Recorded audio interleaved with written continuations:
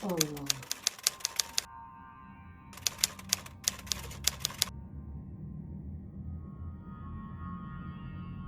Assalamualaikum warahmatullahi. Assalamualaikum.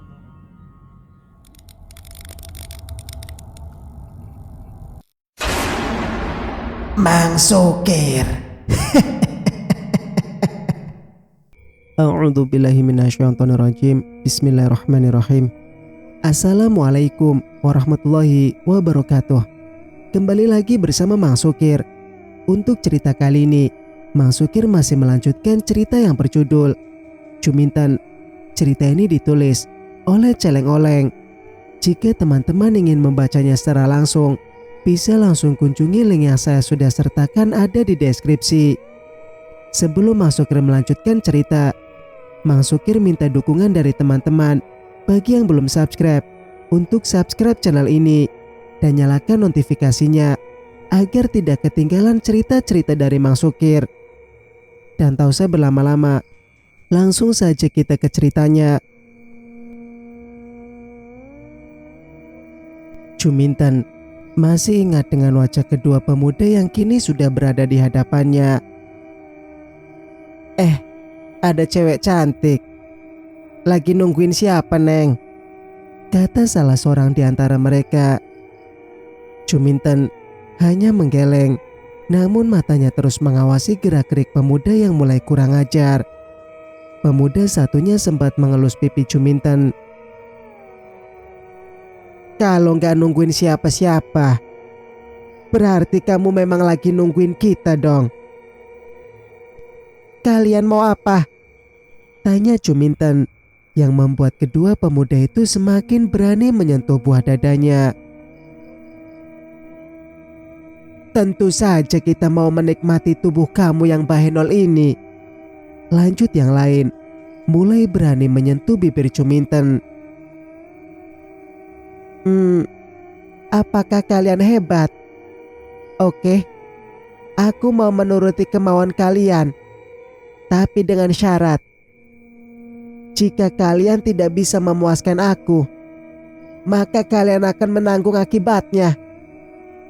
Suara Cuminten dibuat sepelan mungkin, sehingga kedua pemuda tadi semakin terangsang. Oh, tenang sayang. Kami berdua pasti akan memberi kepuasan sama kamu. Balas kedua pemuda yang langsung merebahkan tubuh Cuminten. Suasana semakin sunyi. Hanya suara serangga dan burung malam yang terdengar. Diselingi deru nafas ketiga manusia yang tengah berpacu menuju puncak semu dari sisa-sisa birahi yang telah mereka tuntaskan. Kedua pemuda tadi telah selesai melampiaskan hajatnya. Mereka memandangi tubuh mulus Cuminten yang masih terbaring. Kedua pemuda tadi rasanya merasa sayang untuk meninggalkan perempuan yang masih terkulai itu. Namun apa daya, tenaga mereka telah terkuras habis. Bahkan untuk berdiri pun rasanya kakinya gontai. Aku belum puas. Tiba-tiba Cuminten berkata, ayo, lakukan lagi. Jika tidak, maka aku akan membuat kalian menyesal. Cepat! Cuminten membentak mereka yang semakin bingung tak mengerti. Sebab menurut mereka, baru kali ini ada seorang wanita yang meminta untuk diperkosa secara ulang. Kedua pemuda tadi mencoba kembali menjamah bagian sensitif Cuminten, namun mereka sudah kehilangan tenaga dan hanya mampu memandangi pemandangan langka di depan matanya. Bukankah aku sudah bertanya? Apakah kalian mampu memuaskan aku? Tapi kenyataannya, kalian hanya mempunyai nafsu yang besar. Padahal tenaga kalian loyo. Atau mungkin onderdil kalian telah rusak karena terlalu sering memperkosa wanita. Dan sesuai perjanjian, aku akan memberikan hukuman untuk kalian berdua. Ucap Cuminten sembari bangkit dari tempat tidurnya. Hukuman? Hukuman apa? Malah kami berdualah yang akan memberikan hukuman buat kamu, Neng cantik. Kami akan membawa kamu ke tempat yang jauh. Tempat yang jarang ada orang yang berani masuk daerah itu. Kamu tahu itu tempat apa? Tempat jin buang anak. Di sana nanti kamu akan ditaruh di sebuah kandang. Dan kami bisa melakukan apa saja dan kapan saja bila kami mau memuaskan hasrat kamu. Sampai kamu mati membusuk. Ancam salah satu dari pemuda itu.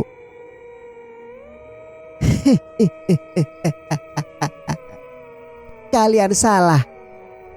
Sebelum kalian melihat aku mati, justru kalianlah yang lebih dulu mati. Sebenarnya Juminten sudah tak sabar untuk melampiaskan dendamnya pada kedua pemuda itu. Namun ia batalkan niatnya. Juminten berpikir jernih. Dia ingin menghabisi kedua pemuda itu dengan cara bersih, agar tak terlibat hukum. Hah, banyak omong. Ayo kita bawa cewek ini. Lumayan buat kita jadikan budak nafsu secara gratis. Setelah berkata, mereka berdua kompak membawa Juminten. Malam semakin kelam. Kedua pemuda tadi membawa Juminten semakin jauh masuk ke tengah hutan. Mereka tak tahu kalau sebenarnya perempuan yang mereka paksa itu sudah merencanakan sesuatu. Juminten melihat sebuah gubuk kecil yang mungkin sering digunakan oleh kedua pemuda tersebut. Mereka mendorong tubuh Juminten hingga terjerembab. Nah, sekarang beristirahatlah. Tunggu sampai kami kembali membawa makanan buat kamu. Kedua pemuda tersebut berniat untuk meninggalkan Juminten sendirian. Kalian tak akan bisa keluar dari tempat ini, karena tempat ini akan menjadi kuburan kalian berdua. Juminten tertawa. Tawanya melengking sampai membuat telinga kedua pemuda tadi merasa sakit. Apa maksud kamu? Kalian akan segera tahu.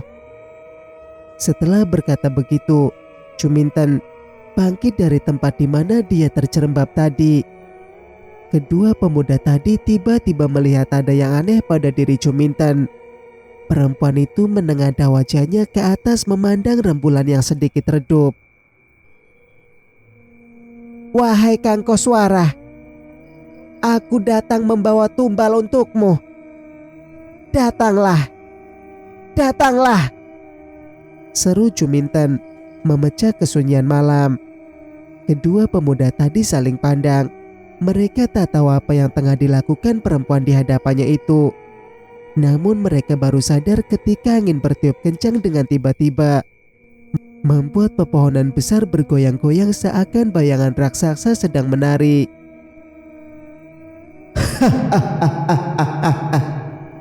Bagus, kerja yang bagus. Padahal baru semalam kau berikan korban, yaitu suamimu sendiri. Tapi malah ini kau berikan aku tumbal lagi. Terima kasih istriku. Kedua pemuda tadi mencari asal suara tadi, namun mereka tak menemukannya. Baru setelah mereka melihat ke arah Juminten, mereka terkejut kaget bukan kepalang. Karena wanita yang kini berada di hadapannya bukanlah wanita cantik yang sore tadi mereka nikmati. Juminten telah berubah menjadi sosok yang teramat menakutkan.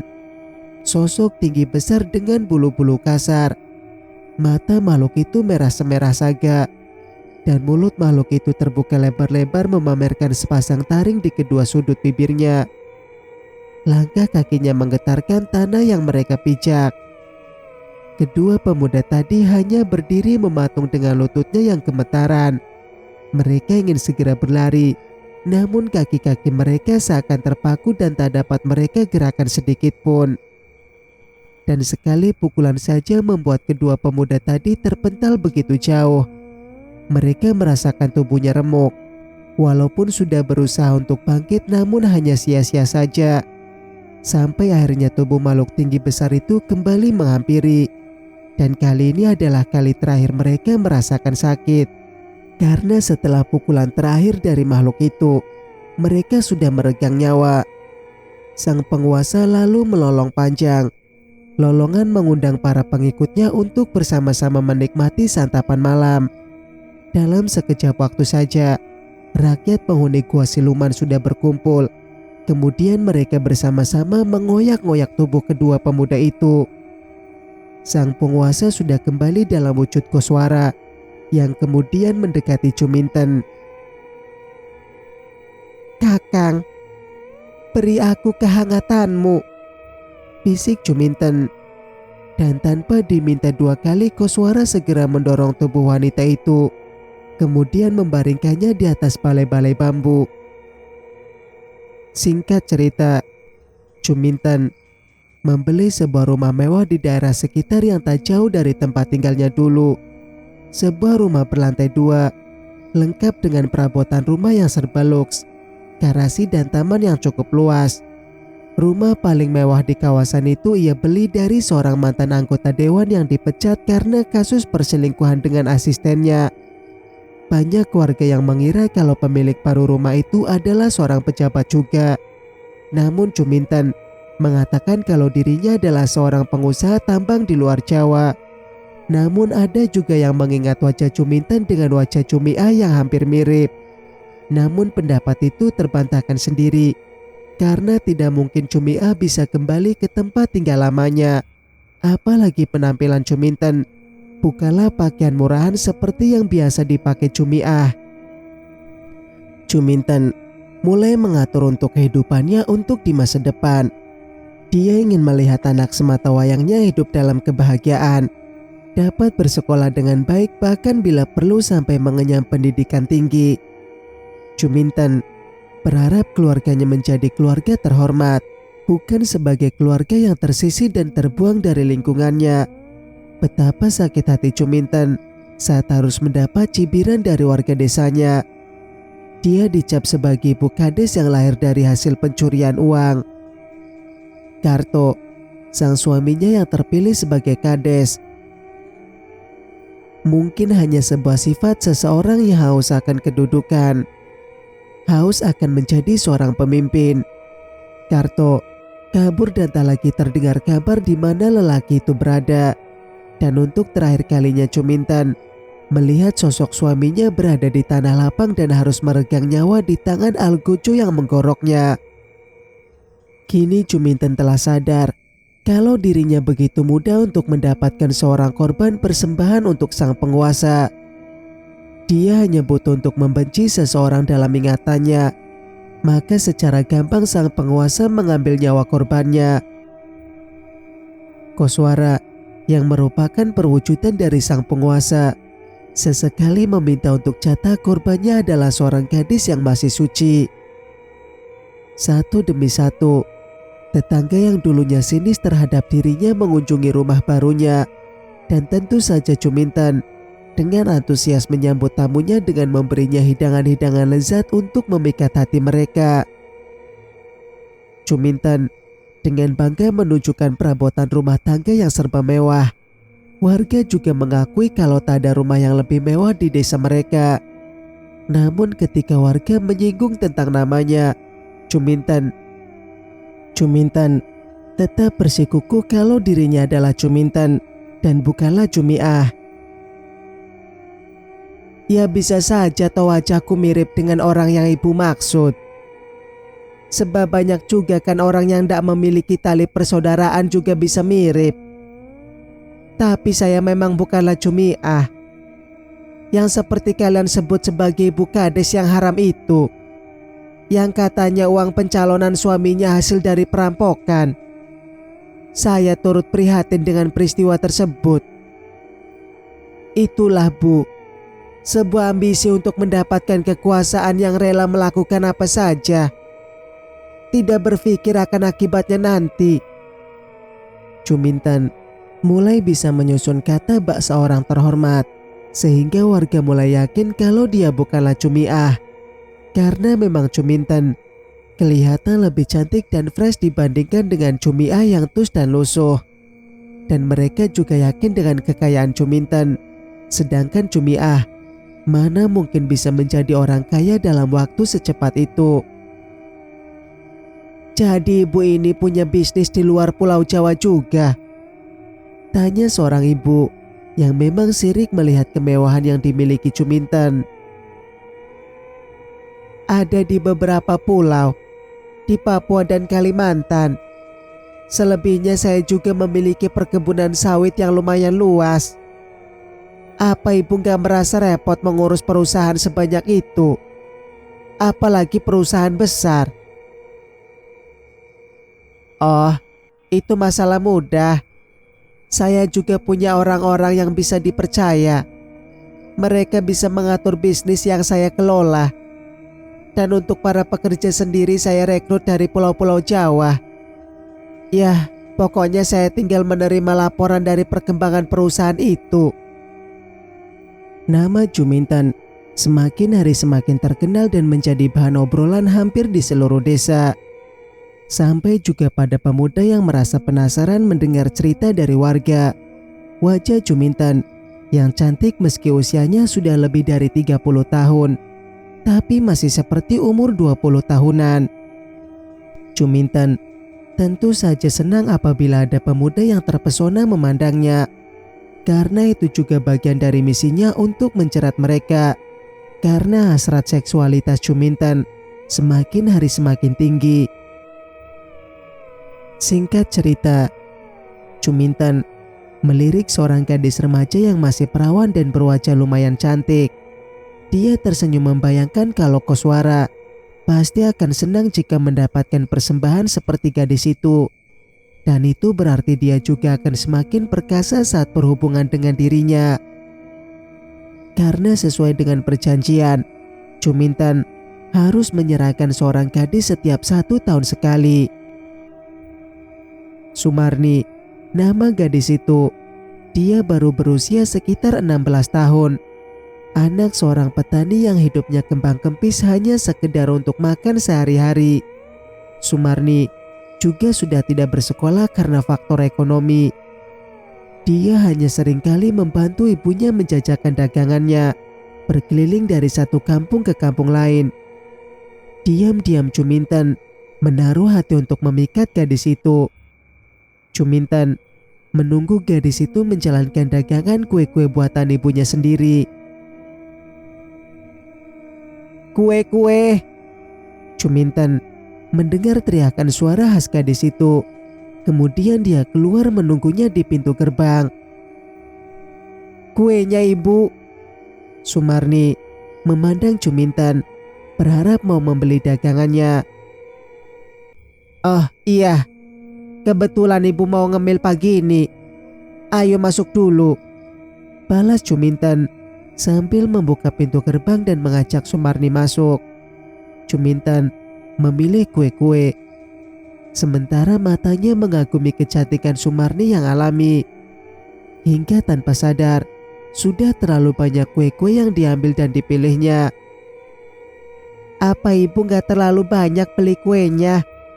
Tanya Sumarni sedikit heran, sebab perempuan kaya itu hanya tinggal sendirian. Oh, gak juga. Nanti buat orang-orang yang berkunjung ke rumah ini.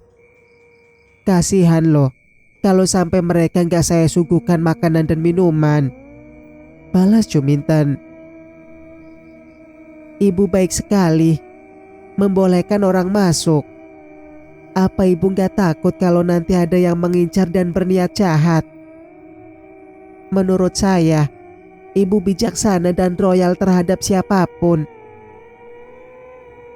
Oh, itu tergantung kitanya saja. Jika kita berbuat baik, mungkin orang juga akan berbuat baik kepada kita. Ibu gak punya pikiran sejauh itu. Oh iya, kalau saya borong semua dagangan kamu boleh? Cuminten benar-benar tengah berupaya menjerat hati gadis itu. Tentu saja boleh, Ibu. Justru saya sangat senang dan berterima kasih karena dagangan saya cepat habis dan saya cepat pulang. Nah, kalau begitu, kamu hitung berapa semuanya, biar Ibu ambil uang dulu. Oh iya, apa kamu sudah makan? Kalau mau kamu boleh makan dulu sebelum pulang. Mendengar kata makan, Sumarni yang memang masih polos langsung menerima tawaran itu. Dan Juminten membawa masuk ke dalam dan menyediakan makanan yang serba enak. Setelah selesai, Sumarni berpamitan untuk segera pulang. Namun lagi-lagi Juminten menanyakan apakah ia mau bekerja di rumahnya untuk bantu-bantu. Sumarni seperti mendapat angin segar, tapi dia belum bisa memutuskan. Nanti saya pikir dulu, sebab kalau saya kerja, terus siapa yang akan menjajakan dagangan ibu saya? Tentu. Ya sebaiknya kamu bicarakan dulu sama ibu kamu. Nanti kalau kamu sudah sepakat, kamu tinggal ngomong sama saya. Oke? Baik, Bu. Saya permisi pulang. Dan terima kasih atas kebaikan Ibu. Balas Sumarni lalu pergi meninggalkan rumah Juminten. Terbayang sudah keberhasilannya untuk memiliki seorang pembantu yang kelak ia jadikan sebagai korban. Juminten tak segan-segan mengeluarkan lembaran-lembaran uang kertas demi mencapai ambisinya bisa dihormati dan dikagumi oleh banyak orang. Bahkan dia juga mulai menebar kabar kalau dia membutuhkan beberapa pekerja pria untuk tujuan luar Jawa. Tentu saja kabar itu mendapat sambutan antusias dari pemuda desanya. Apalagi pekerjaan itu tidak memerlukan ijazah atau segala tetek bengek lampiran proposal. Yang penting punya semangat kerja dan berani menghadapi medan apapun. Begitu kata Juminten. Singkat cerita, barulah ketika menjelang pagi, Sumarni bisa tertidur. Mungkin terlalu lelah membolak-balikkan badan sepanjang malam. Sumarni mulai membiasakan dirinya untuk mengusir perasaan takutnya. Dia membaca kitab suci Al-Quran sebagaimana kebiasaannya di rumah. Namun apa yang terjadi? Juminten, sang majikannya berteriak histeris memanggil namanya. Dengan tergopoh-gopoh, Sumarni segera menyudahi membaca ayat suci dan segera mendapatkan Juminten tengah menutup telinganya. Siapa yang menyuruh kamu membaca kitab itu, Hardik Juminten membuat Sumarni sangat terkejut. Bukankah saya mengatakan tentang apa yang boleh dan tidak boleh kamu lakukan, termasuk membaca kitab itu? Lanjut Juminten dengan nadanya yang meninggi. Tapi Ibu, ini sudah kebiasaan saya di rumah. Bukankah Ibu juga sebagai umat muslim tentu sangat suka membaca dan mendengar ayat-ayat suci Al-Quran? Karena semua itu bisa membuat jiwa kita tenang. Balas Sumarni belum mengerti. Iya, tapi itu dulu. Dulu saya sering membacanya. Namun sekarang saya tidak suka. Bahkan telinga saya merasa sakit. Jadi, tolong jangan pernah lagi kamu membaca kitab apapun alasan kamu. Paham? Sumarni tidak menjawab atau mengiyakan. Pikirannya kini dipenuhi tanda tanya. Kenapa majikannya melarang dia membaca Al-Quran? Bukankah dia juga melakukan sholat? Karena sering terlihat memakai mukena dan memegang tasbih. Sungguh pertanyaan yang sulit untuk mencari jawabannya. Atau jangan-jangan Sumarni mulai menduga-duga kalau majikannya itu mempunyai suatu penyakit aneh. Tapi apa? Sumarni benar heran melihat kemarahan Juminten. Sebab pertama kalinya ada orang yang merasakan sakit pada telinganya saat mendengar suara ayat-ayat suci. Apa ada yang salah? Singkat cerita, barulah pada minggu kedua Sumarni mendapatkan firasat yang kurang baik. Jam sudah berdentang 12 kali. Sumarni memaksakan untuk segera tidur karena memang akhir-akhir ini ia terlihat lesu karena kurang istirahat. Baru beberapa menit saja ia tertidur dan belum begitu nyenyak. Dia merasakan kalau selimut yang menutupi tubuhnya seakan ada yang menariknya. Selimut mulai luruh dari tubuhnya hingga tergeletak di lantai. Sumarni juga merasakan ada sentuhan lembut pada bagian pangkal pahanya yang hanya mengenakan celana pendek tipis. Ada yang menggelitik bagian bawah perutnya. Semula dia membiarkannya karena dia juga sempat merasakan nikmat hingga membuatnya hampir terangsang. Sumarni mengira kalau ini adalah bagian dari mimpinya. Namun ketika dia mendengar deru nafas yang begitu dekat dengan wajahnya, dengus-dengusan nafas berat dan besar, dia yakin nafas seperti itu bukanlah nafas seseorang. Dan kini dia mulai merasakan sentuhan pada wajahnya, terutama bibirnya yang padat dan menantang. Ada sedikit gesekan dan semakin lama semakin liar. Dada Sumarni merasa sesak dan ini bukanlah mimpi. Mungkin ada seseorang yang ingin menyetubuhinya. Tapi siapa? Mas Hartono, tukang kebun, mungkin sekarang tengah berada di luar menjaga keamanan rumah. Berarti tak ada orang lain selain dirinya dan sang majikan. Berpikir sampai di situ, Sumarni segera memberontak. Ia tak akan membiarkan kesuciannya harus lenyap sekalipun itu hanya sebuah mimpi. Mata Sumarni terbelalak lebar saat ia melihatnya dengan samar. Satu wajah seram menakutkan. Wajah seekor kera berukuran besar dengan sorot matanya yang berwarna merah. Memang aneh, Sumarni tak dapat melihat dengan jelas wujud asli makhluk itu. Ya, dia hanya melihat bayangan seperti hologram bergerak-gerak memaksa agar Sumarni kembali terbaring di tempat tidur. Sementara satu tangannya yang lain berusaha melucuti pakaian Sumarni. Tak ada pilihan lain bagi Sumarni.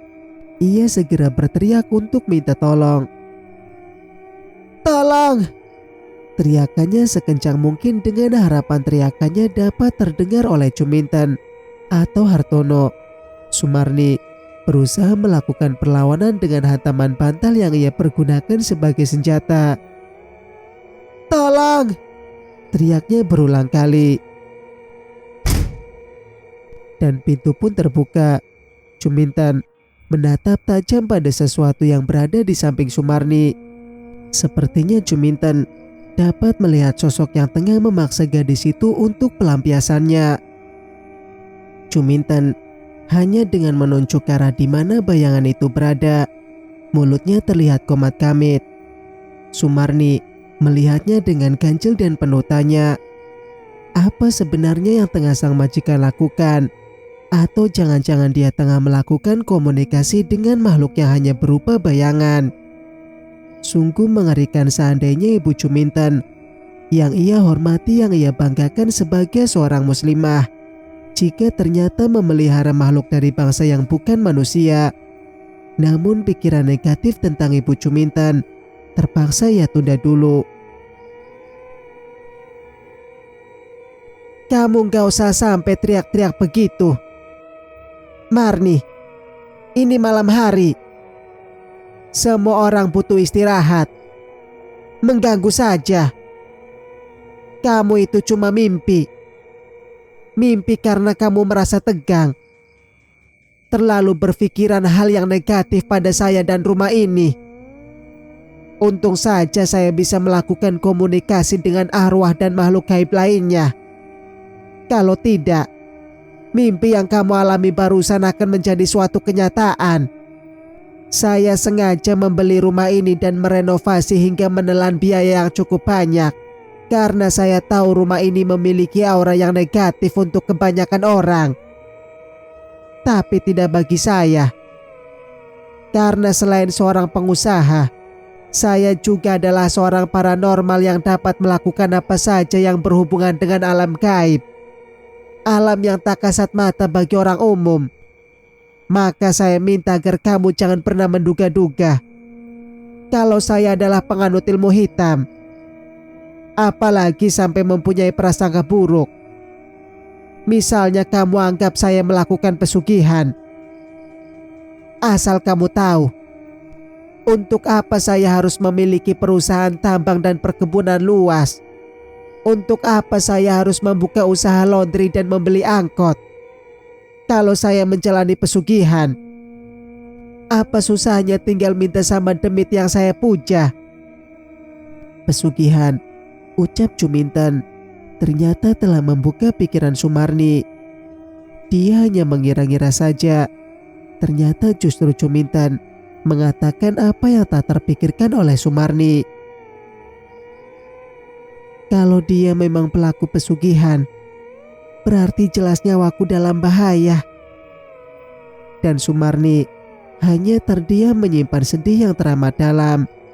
Bagaimana jika makhluk tadi memang makhluk suruhan Juminten untuk menyetubuhinya?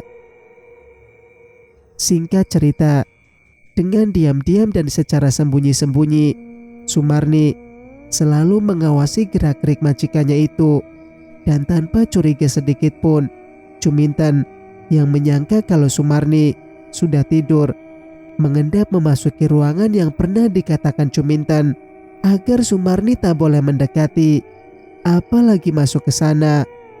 Sumarni dengan memberanikan diri menekan rasa takut serta penasaran. Dia bersembunyi di bawah anak tangga yang terdapat lemari buku yang memanjang. Tempat sembunyi Sumarni belum dinyatakan tempat terlarang. Namun Sumarni yakin dengan jelas melihat Juminten masuk ke dalam ruangan yang tanpa penerangan. Entah sudah berapa lama ia berada di sana, Sumarni ingin meyakinkan dirinya apa sebenarnya yang tengah dilakukan perempuan yang bergaya ningrat itu.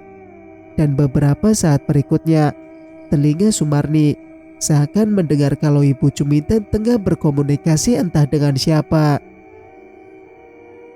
"Kang Koswara, kenapa Kakang mengutus pengikutmu yang kurang ajar?" Sumarni mendengar suara Juminten, sayup-sayup, namun masih dapat ia dengar. "Utusan Kakang hampir saja memperkosa pembantuku, seorang perawan suci. Yang pasti Kakang senang menerimanya nanti. Untuk itu, saya mohon agar Kakang menghukum dia atas kekurangan ajarannya itu." "Juminten, istriku, jangan khawatir. Aku akan memberikan hukuman yang setimpal atas perbuatannya." Sumarni mendengar suara yang lain. Suara laki-laki yang besar dan berat. Apakah memang Juminten memiliki suami yang tinggal di ruangan tertutup rapat itu? Lantas seperti apa wajah laki-laki yang menyebut Juminten dengan kata istriku? Singkat cerita, dengan bergidik ngeri, Sumarni berjingkat mendekati ruangan di mana Juminten dan makhluk penguasa negeri siluman itu tengah berinteraksi. Namun, Sumarni tak bisa melanjutkan langkahnya. Kakinya seakan menyentuh sesuatu yang kenyal dan tak dapat ia tembus. Sumarni penasaran, ia meraba-raba, dan memang ada sesuatu yang membatasi dirinya dengan bidang dekat tempat itu. Sumarni semakin yakin kalau tempat majikannya itu memiliki hal yang di luar kewajaran dari rumah orang lainnya. Akhirnya gadis itu pun berpikir cepat untuk mencari alasan agar bisa keluar dari tempat ini. Singkat cerita, Juminten memandangi Sumarni yang terbaring lemah di kamarnya. Sumarni sakit dengan demam tinggi. Tubuh gadis itu kejang-kejang. Sesekali matanya membeliak. Celaka, perawan untuk persembahan kini dalam kondisi tidak baik. Mana mungkin Kang Koswara mau menikmati gadis lemah seperti Sumarni? Ada-ada saja. Juminten menggeruntel dalam hati, sebab perjanjian untuk perawan persembahan waktunya akan tiba. "Marni, sebaiknya kamu berobat ke dokter. Biar nanti kamu ditemani oleh tetangga sebelah. Saya nggak mau punya pembantu yang sakit." Saya takut malah ketularan penyakit kamu. Atau jangan-jangan kamu menderita penyakit ayan? Amit-amit. Sebaiknya kamu pulang saja ya. Juminten bertanya, namun Sumarni hanya menatapnya tajam sambil sesekali mengeluarkan air liur dari mulutnya. Tuh, beneran kan kalau gadis ini ayan? Enggak, aku enggak mau kalau dia sampai nyusahin aku. Juminten keluar mencari ojek motor.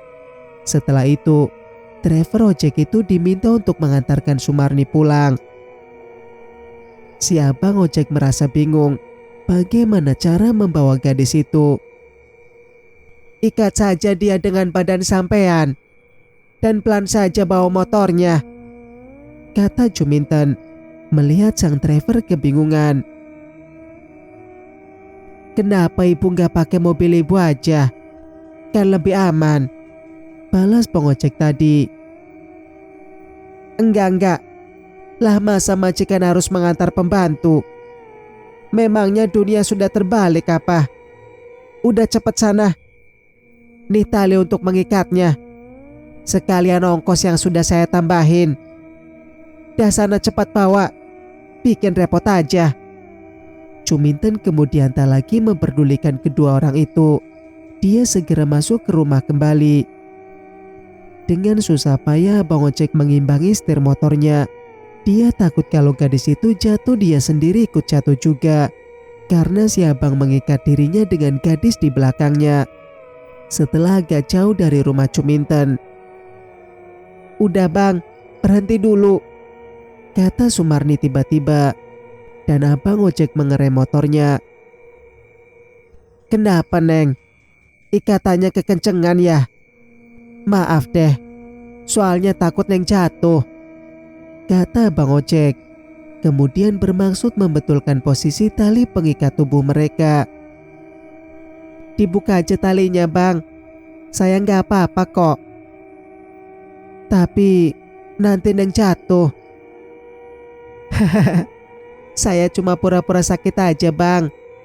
Tuh coba bang lihat, saya sehat kan? Sumarni menggerak-gerakkan tubuhnya sampai lompat-lompat segala. Sampai tukang ojek itu akhirnya tertawa. Pinter juga alasan si Neng ini.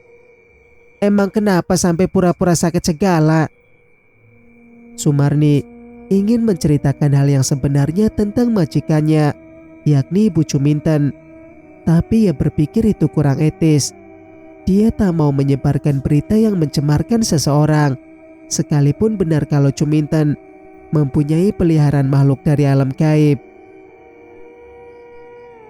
Saya cuma kurang cocok aja bang. Udah yuk, cepetan jalannya. Nanti saya kasih rokok sama kopi di rumah. Hehe, siap Neng. Abang ojek pun dengan semangat menancap gas motornya demi mendengar kata kopi dan rokok.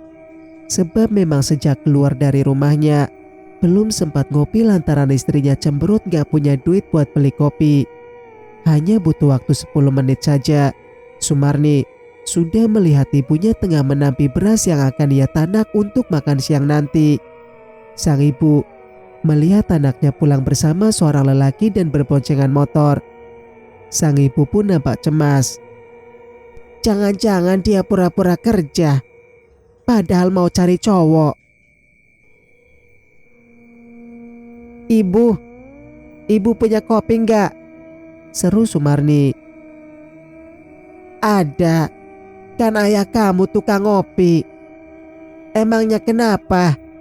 Tanya sang ibu, agak bingung. Kalau rokok ada. Kamu ini gimana sih? Datang-datang bukan ucap salam, malah nanyain kopi sama rokok. Sebenarnya ada apa? Iya lupa. Assalamualaikum. Ini loh bu, aku minta kopi sama rokok buat abang ojek ini. Dia udah nolongin aku keluar dari rumah Ibu Juminten. Keluar dari Ibu Juminten? Kamu ini gimana? Baru juga 3 hari kerja, kau udah berhenti. Udah, nanti aku ceritain. Sekarang tolong ibu buatin kopi dulu, biar aku yang beli rokok. Ayo bang, duduk dulu. Hehe, duduknya di sini aja ya. Nggak punya sofa soalnya. Nggak apa Neng, abang gak butuh kursi empuk. Abang cuma pengen ngopi. Oke, sebentar juga ibu siap. Sumarni meninggalkan si abang ojek yang heran melihat tingkah gadis yang menjadi penumpangnya itu. Kok bisa ya pura-pura sakit, malah sakit ayan lagi. Abang ojek geleng-geleng kepala. Sementara itu, Cuminten benar-benar gelisah. Masalahnya malam Jumat nanti, dia harus menyerahkan seorang gadis yang masih perawan. Sedangkan Sumarni yang sudah ia persiapkan sebagai tumbal tiba-tiba saja ayan. Cuminten mengingat-ingat karyawan di laundrynya. Tapi keempat perempuan itu semua adalah ibu rumah tangga. Dan rasanya mereka belum mempunyai anak gadis yang sudah beranjak dewasa. Tengah berpikir, Toto, sopir angkotnya, datang bersama seorang gadis yang parasnya lumayan cantik. Cuminten langsung sumringah. Mas Toto, kenapa baru datang? Saya tungguin dari pagi loh. Lihat semua angkot sudah berangkat sejak tadi pagi. Kamu malah baru datang. Mau narik sekarang? Tanya Cuminten. Matanya memandangi wajah gadis di sebelah Mas Toto. Maaf. Waduh, maaf nih ibu. Hari ini saya ada urusan. Saya cuma mau... Balas Toto menggantung kata-katanya. Mau apa mas? Ayo bilang aja. Gak usah ragu. Kalau butuh bantuan ya ngomong aja. Iya ibu, saya butuh uang untuk bayaran sekolah anak saya yang sudah 3 bulan nunggak. Dan kalau sampai besok gak bisa bayar, anak saya dikeluarkan dari sekolah. Saya udah nyoba pinjam uang ke tetangga, ke saudara, tapi mereka juga sedang tak punya uang. Jadi harapan saya cuma sama ibu. Barangkali ibu bisa menolong saya. Toto, kamu ini kan kerja sama saya. Ya saya pasti mau bantu kamu. Sebut saja berapa uang yang kamu butuhkan. Kalau soal bayar itu bisa kamu atur sendiri. Tergantung kemampuan kamu. Plong hati Toto merasa lega. Plong juga perasaan Cuminten. Toto merasa lega kalau ternyata majikannya mau membantunya meminjamkan uang sehingga anaknya bisa lanjut untuk sekolah.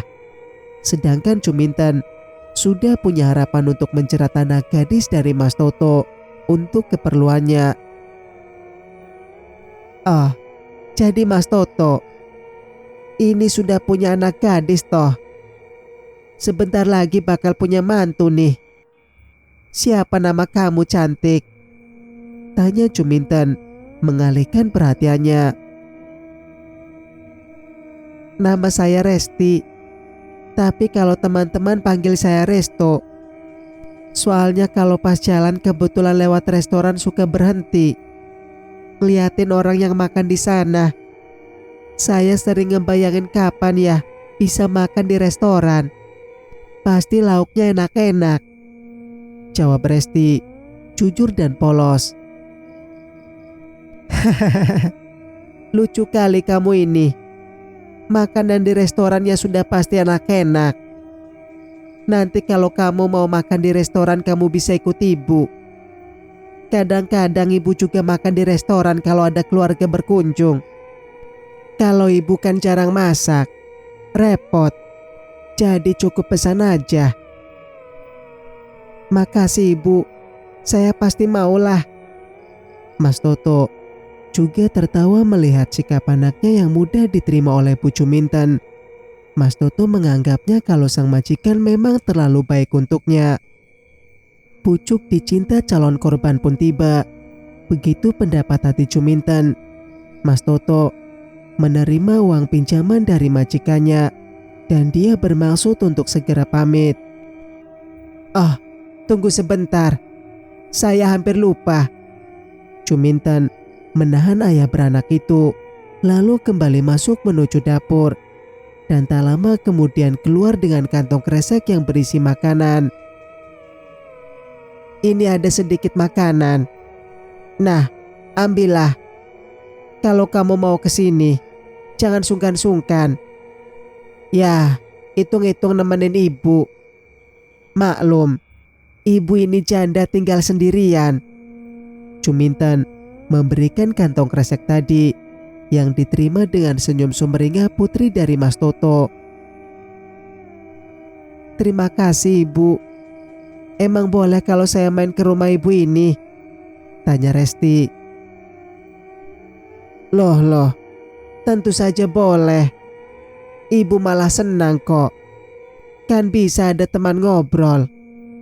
Syukur kalau kamu betah. Nanti kamu juga boleh menginap. Asal kamu izin dulu sama bapak dan ibu kamu. Bukan begitu, Mas Toto?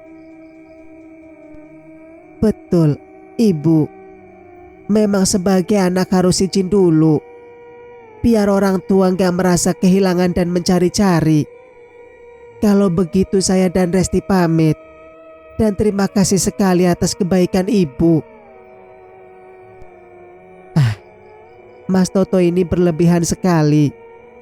Itu memang sudah menjadi kewajiban saya untuk memberikan perhatian kepada para pekerja saya. Ya sudah, kalau mau pulang silakan. Resti, belajar yang rajin ya, biar kamu bisa jadi orang sukses. Jangan seperti bapak kamu yang cuma jadi sopir angkot. Mas Toto dan Resti pun tertawa kecil mendengar gurauan Juminten. Singkat cerita, sudah hampir 1 tahun Juminten tidak bertemu anak gadisnya yang ia tinggalkan begitu saja. Juminten merasakan kerinduan yang teramat sangat. Kerinduan akan seorang ibu terhadap putri kesayangannya yang seharusnya masih membutuhkan kasih sayangnya. Juminten merasa gagal sebagai seorang ibu. Ia telah menelantarkan Safitri dan menitipkannya kepada adik kandungnya yang juga hidup dalam serba kekurangan. Juminten ingin melihat perkembangan sang anak yang masih belum mengerti apa-apa tentang kehidupan. Juminten mempertanyakan apakah Safitri masih melanjutkan untuk sekolah atau tidak. Sebab baginya ia ingin anaknya agar terus melanjutkan pendidikan bahkan sampai perguruan tinggi. Namun, lagi-lagi Juminten terbayang bagaimana suaminya yang seorang pegawai pajak itu yang seharusnya bisa memberikan kehidupan yang layak dengan gaji yang lumayan besar, harus gagal menjadi seorang ayah yang baik, menjadi seorang suami yang dibanggakan istrinya. Pak Karso, suaminya terpaksa harus berurusan dengan hukum karena tindakannya yang telah membobol berangkas uang tempatnya bekerja. Karto Legowo ingin dihormati warganya sebagai orang nomor 1. Dia memang sukses, terpilih sebagai kepala desa, namun hukum mengejarnya. Karto kabur dan sampai beberapa bulan lamanya hilang tanpa kabar. Barulah Juminten mengetahuinya tatkala dia menyaksikan kalau Karto, suaminya, telah menjadi tumbalnya sendiri. Penyesalan pun tak lagi berguna.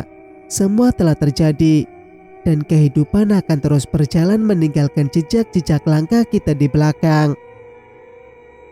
Ada butiran air bening yang menetes di kedua belah pipinya. Juminten menghapusnya dengan jari telunjuknya. Masih pantaskah aku menjadi seorang ibu buat anakku? Sementara aku ini bukan lagi manusia. Aku adalah iblis yang haus harta dan gairah nafsu terhadap kaum pria. Juminten merenung untuk beberapa saat. Kemudian dia memutuskan untuk menengok keadaan anak sematawayangnya. Singkat cerita, di siang yang terik, sebuah mobil sedan berwarna merah memasuki jalan kecil bebatuan di sebuah desa. Sesekali sedan itu terlihat terguncang-guncang, sebab sebelah rodanya harus menginjak tanah merah. Namun rupanya sang pengendara tidak memperdulikan keadaan jalan yang memang tidak diperuntukkan mobil sejenis itu, melainkan hanya truk untuk mengangkut pasir atau batu kali. Karena di dekat situ terdapat lokasi penambangan pasir sungai. Kesabaran sang pengemudi akhirnya membuahkan hasil. Sedan memasuki sebuah perkarangan rumah kumuh yang terlihat miring dan hampir roboh. Seketika itu juga, warga yang mendengar suara mesin mobil melongok keluar. Mereka bertanya-tanya, siapa yang datang dengan pengendara mobil sebagus itu? Karena baru pertama kalinya mereka melihat sebuah mobil sedan memasuki sebuah perkarangan rumah yang sudah tidak layak huni. Para tetangga dekat rumah kumuh itu berdecak kagum demi melihat seorang wanita parubaya turun dari mobil itu. Juminten memang sengaja berpenampilan bak seorang artis yang tengah naik daun, mengenakan celana jeans dengan sweater hitam dan kacamata besar berwarna hitam pula. Beberapa ibu-ibu saling pandang seakan penuh tanya satu sama lain, dan mereka sama-sama mengangkat bahu. Lain halnya dengan para suami mereka. Bapak-bapak itu memandang Juminten dengan memeletkan lidah. Sesekali menelan ludah demi melihat gaya berjalan yang dibuat-buat oleh Juminten. Baru setelah Juminten membuka kacamatanya, mereka mulai mengira dan menerka siapa perempuan yang kelihatannya bukan wanita dari kalangan mereka. Juminten berhasil menghipnotis mereka dengan karismanya yang tinggi. "Selamat siang semuanya," Juminten mengucap salam pada mereka. "Selamat siang Nyonya. Cari siapa?" balas salah seorang ibu. Juminten tersenyum, lalu membersihkan tepian balai bambu untuk kemudian dia duduk. "Kamu ini gimana sih, Minah? Masa kamu lupa sama tetangga sendiri? Apa jangan-jangan kamu kena katarak ya?" Juminten mencoba menetralisasi suasana yang penuh kekaguan agar dapat mencair. "Oh, Nyonya kenal sama saya.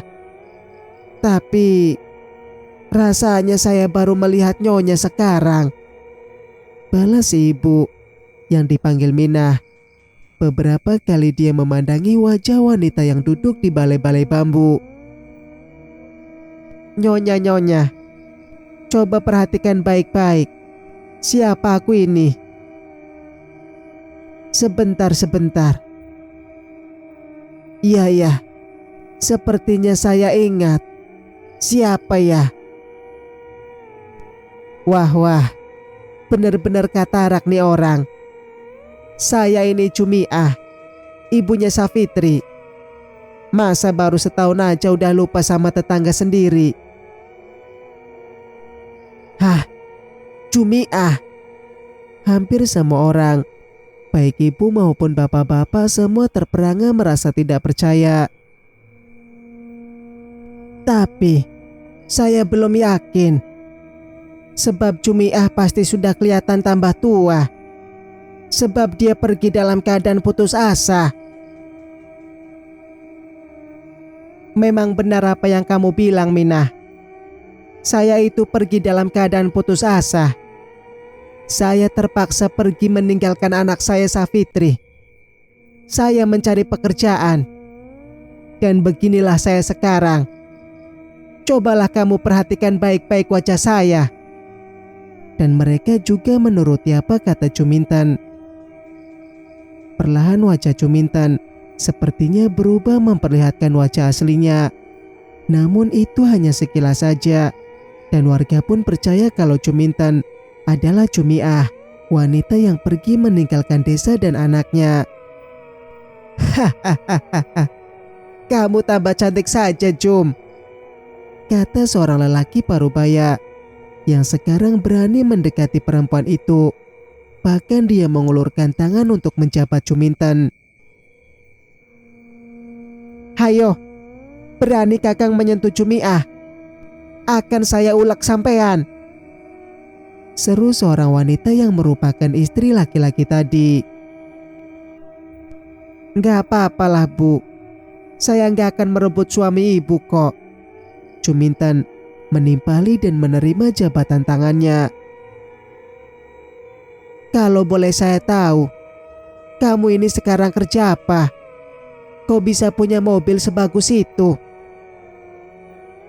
"Saya sekarang belajar buka usaha kecil-kecilan sendiri. Oh ya, di sini udaranya panas ya. Sampai tenggorokanku ini kering tapi nggak ada air buat minum. Apa rumah ibu-ibu semua kekeringan ya?" sela Juminten. "Waduh, maaf loh Jum. Habisnya kamu ini bikin kita pangling sampai lupa nawarin minum. Mau minum apa kamu Jum?